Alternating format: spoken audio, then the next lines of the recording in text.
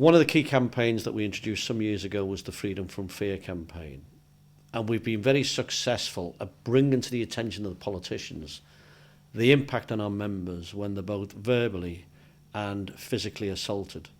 It's why we're campaigning now with the politicians about having some clear protection for our members who are at least purely going about giving that service to the public.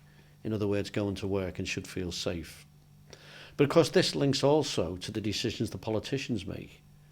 Sadly, the number of police cuts that have been made in the last 5 years clearly demonstrates that retail crime and people at the front line doing a service for the public can get lost in this because all of a sudden the priorities for the police are not necessarily given the same importance as other crimes. Now, we're clear on this. Our members have told us repeatedly. And when we listen to those personal stories of going about the work and then finding that they're physically abused, some horrific cases that we've been able to identify to the politicians, it's why that if you cut the police, then that must impact on our members who are, at the end of the day, are going to work just to do a good job. So we're going to watch this very, very closely. We're going to hold those politicians to account to make sure our members are safe.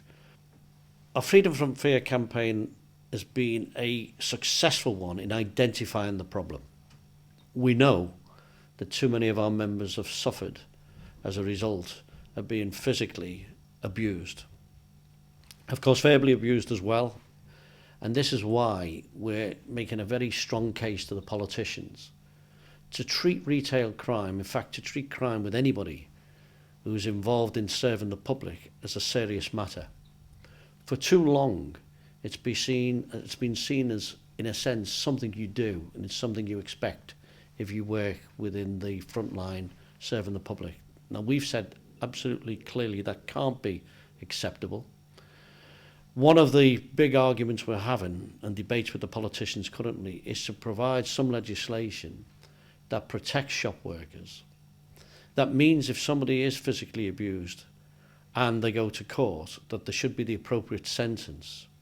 In other words, to convince those politicians to have it in their manifesto that if Labour is successful on May the 7th, that they will support the union's campaign, but not just with words, but with deeds.